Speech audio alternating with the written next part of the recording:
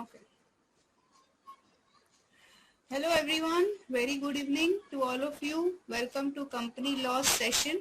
Today we are going to start with the second chapter of your module, that is share capital. Okay. Let's start. I would like to introduce first. Okay. Share capital is very important chapter as far as your first part of your company law is concerned. As you know that company law is divided into three parts, A, B and C. And in the second part, share capital has more weightage than the other chapters. Okay, so share capital is very a big chapter, okay, and therefore it has more weightage and it's very important. So in this particular chapter, we are going to learn about what is share capital, how it is divided, what are the categories, then what are different types of issue that company comes up with, that is a public issue, private placement, etc. What is buyback, we are going to learn what are kind of the shares which company issues to its shareholders. Then we are going to learn about transfer of share, transmission of share. Also, what is a share certificate? What is dematerialization, rematerialization? So many things are there which we are going to learn in this particular chapter. So let's start with the chapter that what is a capital. Capital is very important. Okay, and we are talking about capital in context of Companies Act 2013 because capital is different for different categories of people. Like for a businessman, what is a capital? Whatever money he has and he has deployed in the business, that is called as a capital, correct? So what is the capital of a company? The company has possessed certain capital, that is money, and which it deploys in the business, that is called as a capital.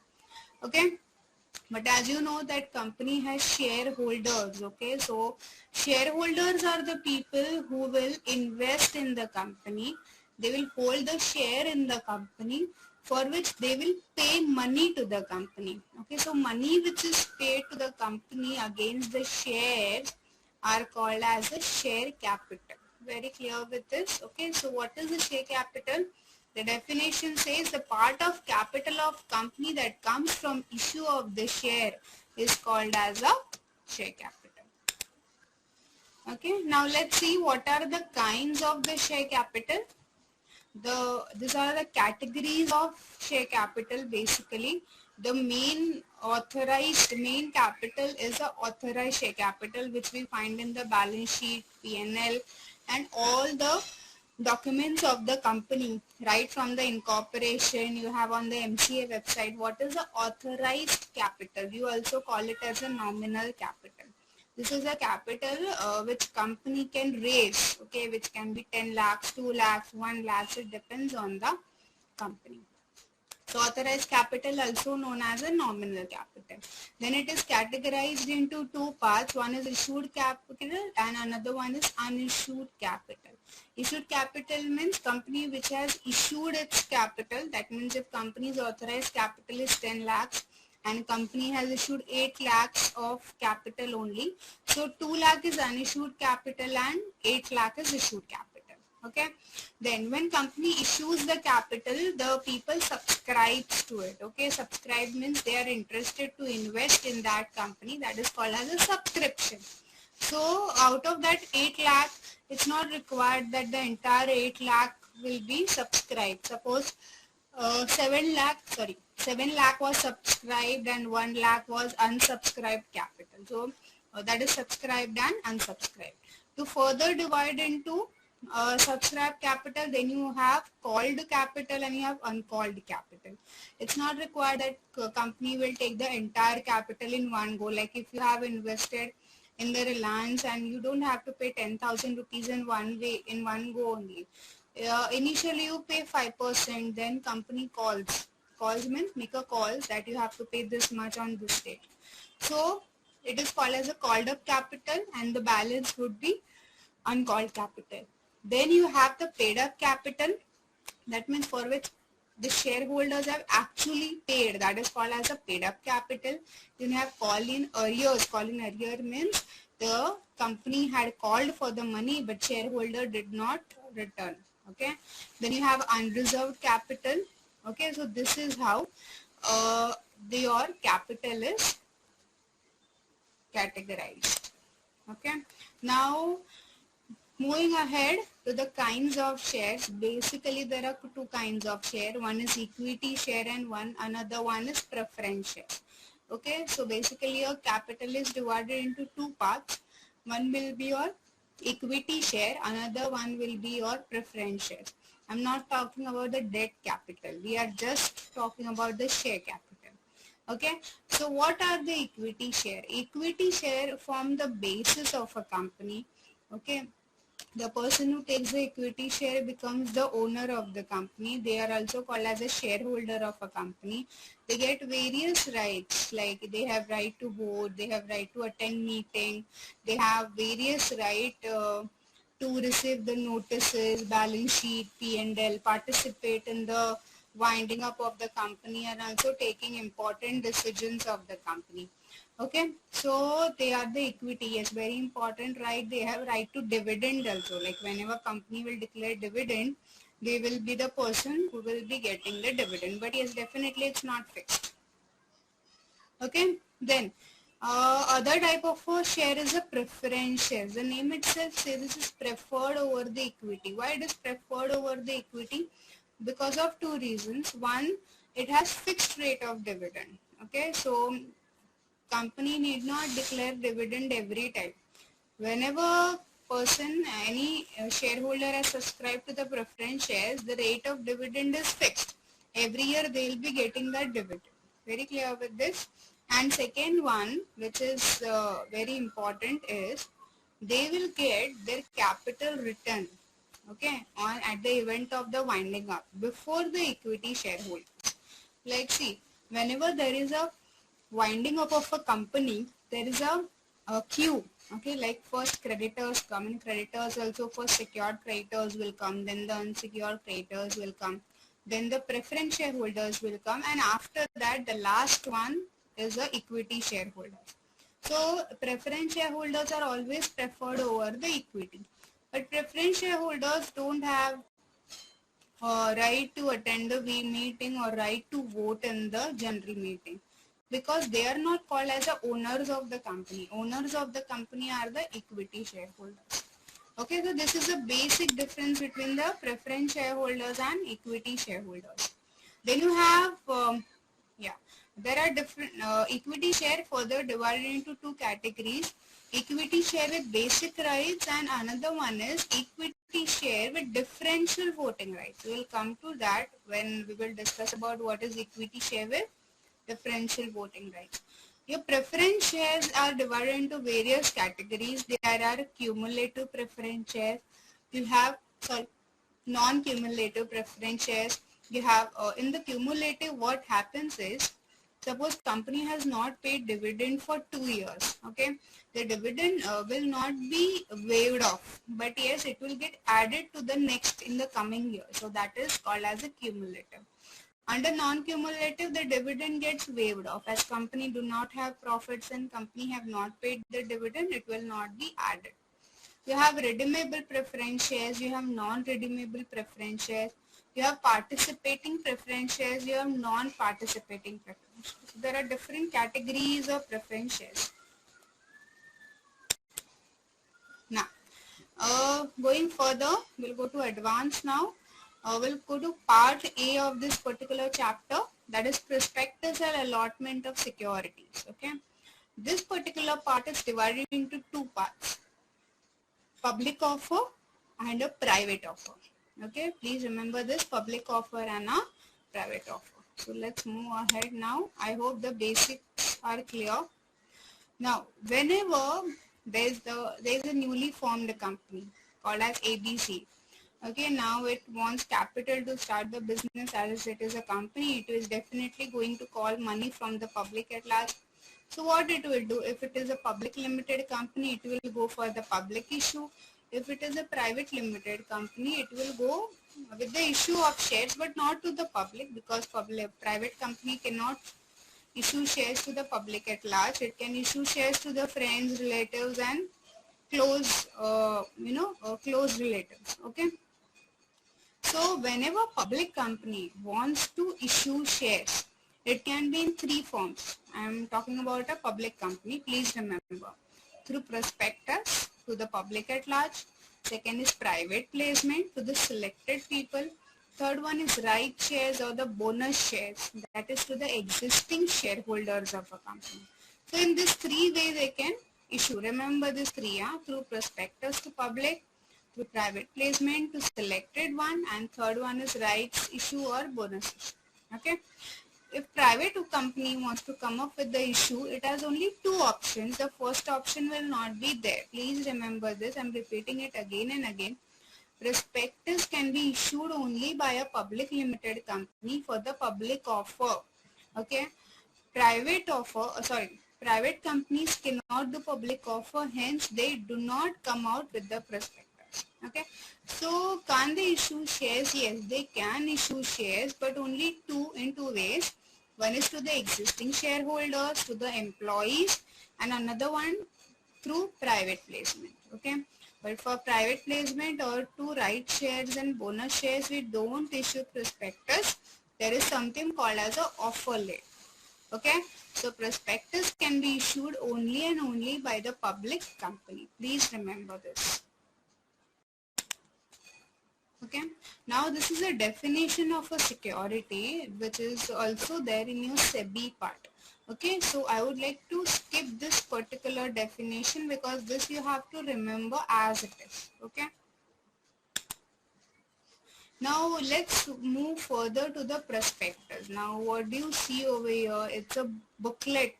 It's a prospectus. Whenever you go to any college or any classes and if you want to take admission, what do they give you? They give you the prospectus. Like all the details are there in that particular pamphlet, which we generally call as a prospectus. And now we have learned that you can issue prospectus, only public limited company can issue prospectus. For which kind of issue? Only and only public issue.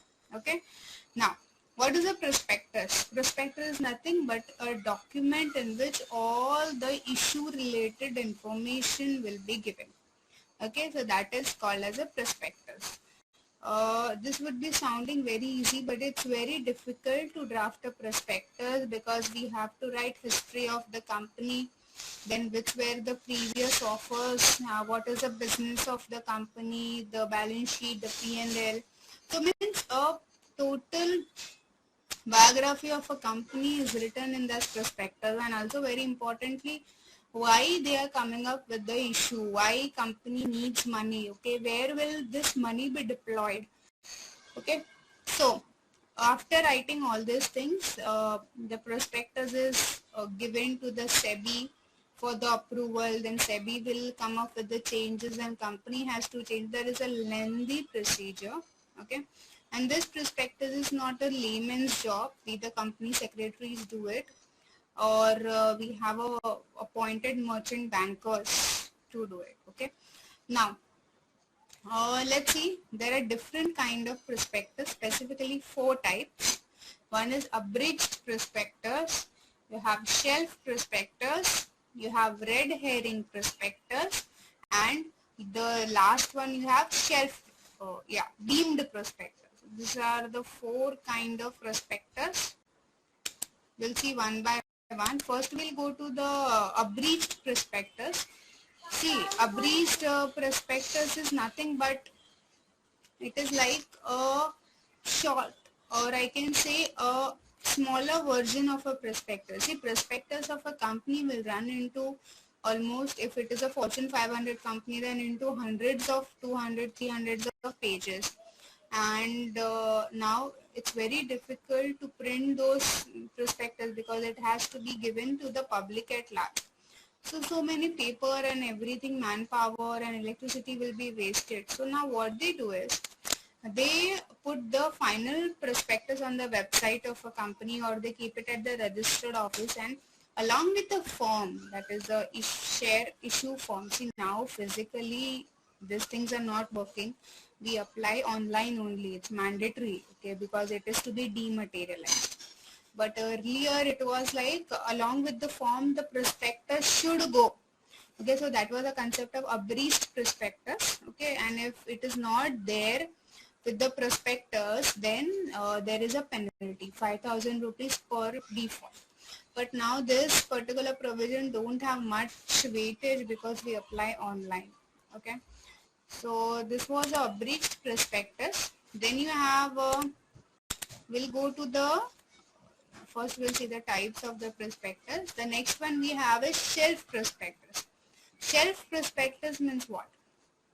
See, in a year, if company wants to come up with 3 to 4 or 5 issue of shares, every time it has to go through the procedure of making the prospectus and filing it with the SEBI, and it's a lengthy procedure. They have to pay to the consultants, the professionals and all.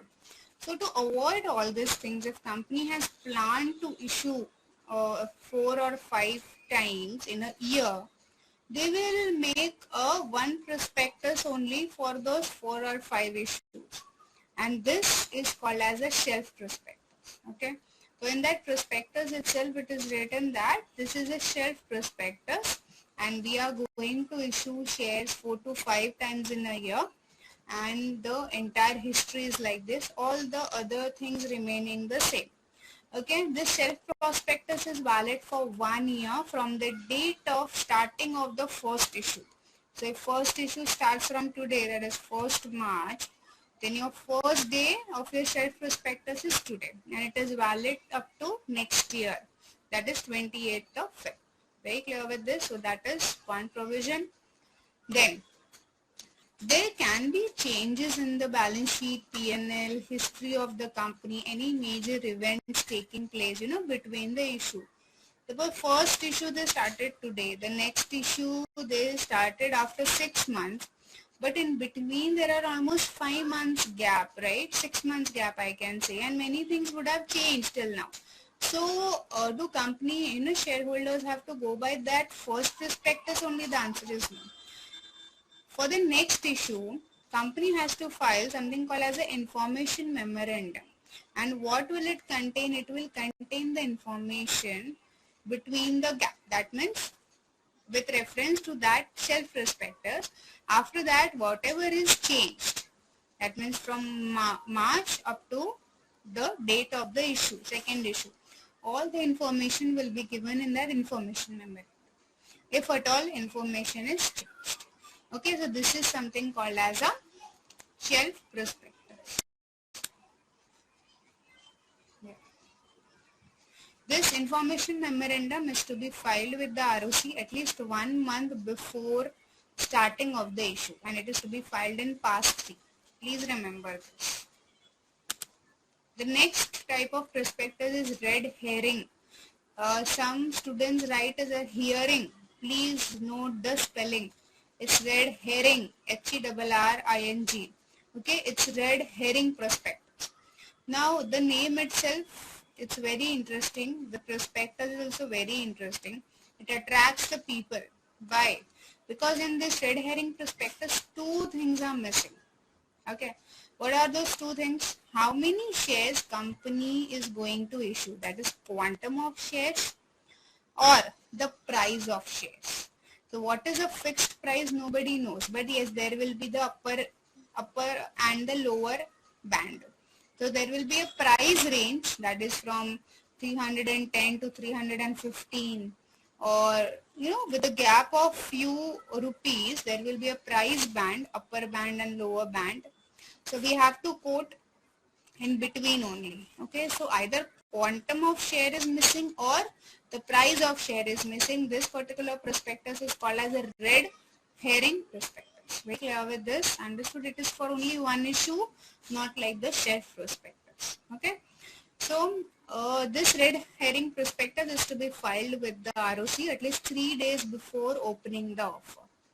Okay, after that we can open the offer, and when all the things are finalized, like how many shares has to be issued and what all whose subscription are selected above 314 or 315 or at the 3110 only, and what is the price, at which the shares of the company are to be purchased. Okay, so that price along with the quantum of shares is to be filed, and a final prospectus is to be submitted after closing of the issue. Very clear with this? So this is something which is called as a red herring prospectus. Okay, the last one is deemed prospectus. Deemed prospectus is nothing but whenever, apart from the company, the members of the company or the directors of the company or the company itself comes up with the offer, that means they are issuing shares to the public, but not in the name of public offer, they are giving it some other name, with any offer, but they are giving it to the public at large, and it is a company share only through directors or members or anybody, then such issue will be called as a offer for sale. So it is selling of equity share from members or the directors of the company to the public at large. Okay, and for which the document which they are releasing, it will be called as a deemed prospectus. So what is a deemed prospectus? It is not called as a prospectus by its name. It can be offer letter, it can be anything. But by changing the name, they cannot change the characteristic of that document. Because we have learned that how can a public company issue its shares to the public? Only by issuing the prospectus. So that particular document will be called as a deemed prospectus, and all the provisions of the prospectus shall be applicable to that document. If company or member or director is not adhering to the provisions of the prospectus, then they will be penalized. Okay, so that's why it is called as a deemed prospectus. Okay, now let's go to the contents of the prospectus. These are the information, basic information which is to be put in the prospectus. The list is huge. You can see it in your modules. Date relating to open, closing of issue, name, address, contact details of the corporate office, the compliance officer, issue a company, declarations by board. There will be several declarations on when allotment will be there and on what basis, and where if not accepted, then within how many days they will refund the money. All these things they have to write in the prospectus.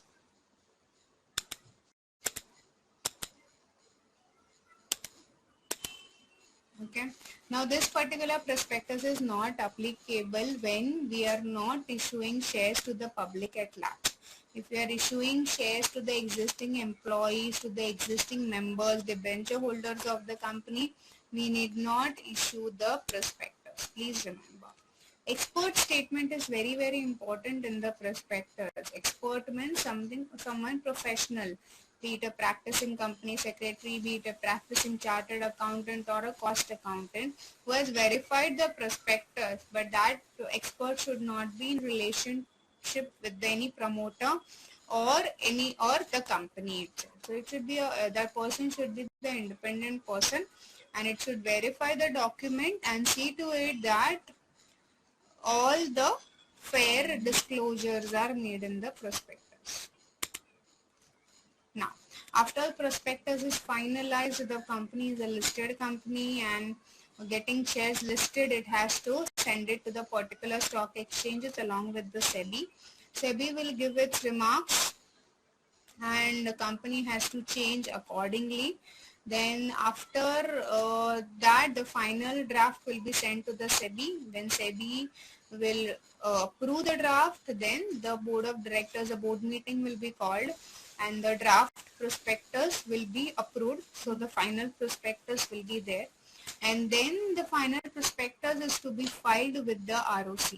Okay, we don't send a prospectus for approval of ROC, but yes, filing is very important. We cannot skip, because it's a pre-requirement for issue of prospectus to the public or any member.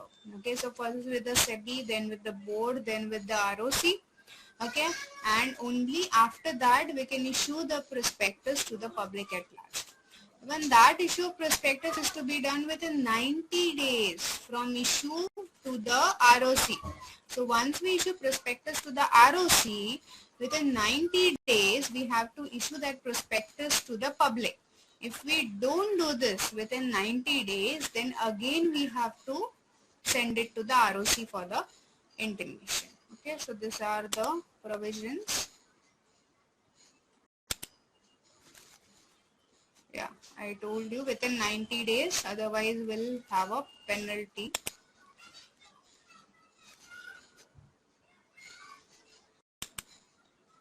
Yeah, so these were the issues, these were the provisions regarding the prospectus of the company. I hope you don't have any doubts, and we can move ahead now to the types of issue of security. There are various kinds of issue of the securities. Like if a company is a public limited company, then what kind of issue it can go for? It can go for public issue. Public issue can be of two types: initial public offer or a further public offer. It can also go for offer for sale. It can also go for private placement. It can also go for rights issue, bonus issue, preferential allotment, ESOP. Everything can be done by the public company. But yes, if a company is a private limited company, then the public issue will not be there. Okay, it can either do private placement, rights issue, bonus issue, preferential allotment. That's it. There will be no public issue. So please remember this point. Hence, the moral is the public company only issues prospectus. Private company does not issue the prospectus. Yeah. So now let's go to the first kind of a issue. I'm going to start with the private placement very importantly, because it's very important issue. Both private company and public company, even a one-person company can come up with the private placement. So it is for all types of company.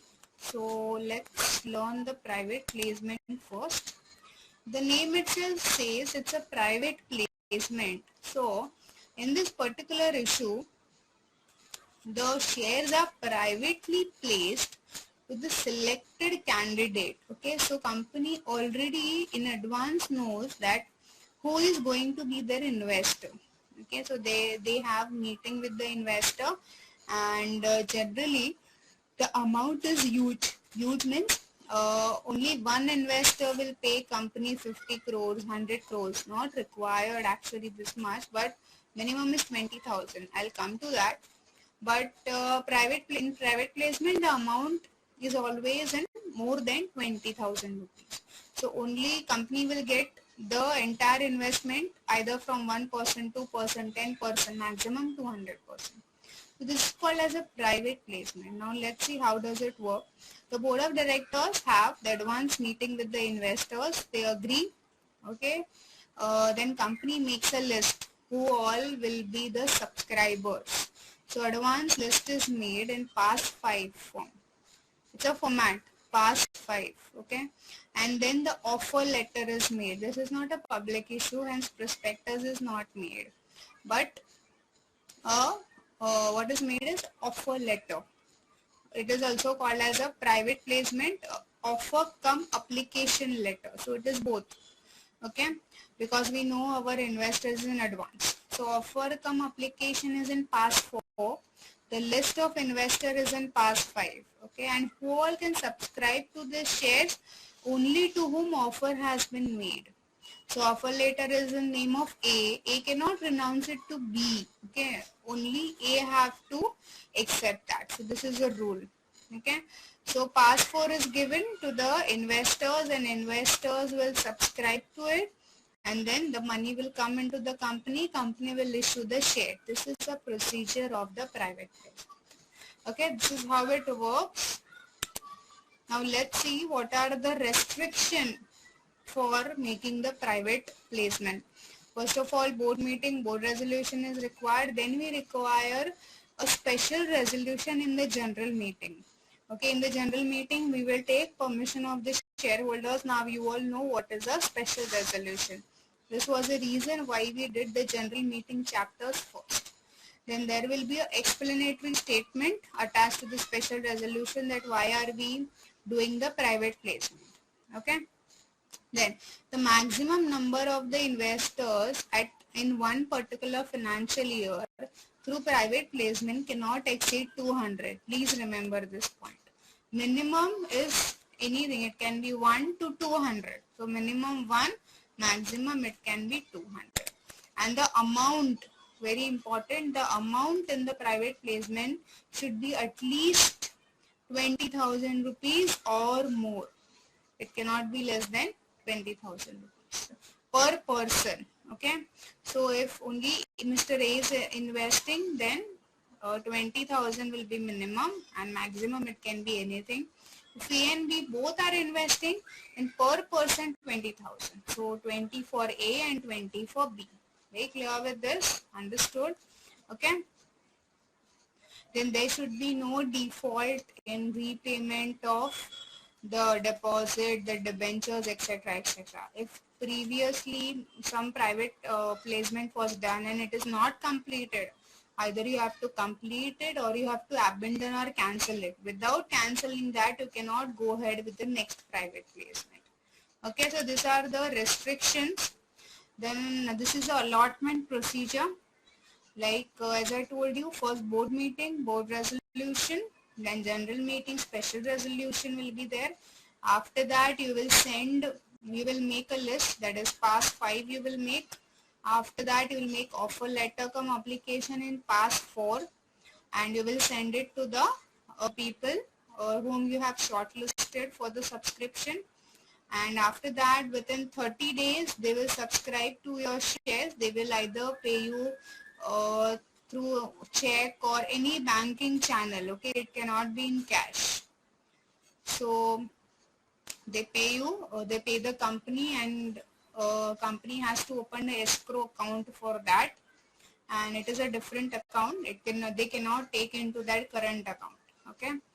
After money has been received, we have to allot the securities within 60 days. Please remember this. Okay, so with application, once we receive the application money, then within 60 days we have to complete the allotment of securities. If we are not able to complete the formalities within 60 days, that is allotment, we have to refund the money within next 15 days. Okay. And if we don't refund money within next 15 days, then we have to pay interest of 12% per annum right from the 61st day. Very clear with this? Okay. We'll come to exemption. Procedure we have gone through. I just want to discuss with this last part of filing the form. Yeah. So once a refund and everything is done, we have to file a written of allotment. This is very important. The form number is very important. We have to remember this form number throughout, because any written of allotment you have to file, it has to be in pass 3. Remember. Okay, but over here I have highlighted within 15 days. Why? Because for all other issue, the written of allotment is to be filed in pass 3 but within 30 days. And it is only private placement whose written of allotment is to be filed within 15 days. That's why I have highlighted only for private placement we are going to file pass 3 within 15 days, and for rest of all the other issue it is 30 days. Please remember. And what all things are we going to write in that? Full name, address, PAN number, email ID of the security holder, the class of security, the date of allotment, number of securities held, issue of share certificates. We have to update the books and registers also. Okay, so this all things we have to submit in pass 3. Then exemption is there for NBFC and housing finance companies. The exemption is that of the investment size and the number of portion, because their main business is taking loan. Okay, so for them, if they are the investment companies mostly, so for them that 200 number does not apply. and that 20,000 rupees also does not apply. So please remember that. Exemption is just to NBFC and the HFCs. Okay, so this was for the private placement. I hope you don't have any doubts. If you have any doubts, you can put an email and then I'll clear your doubts. Okay, this is it.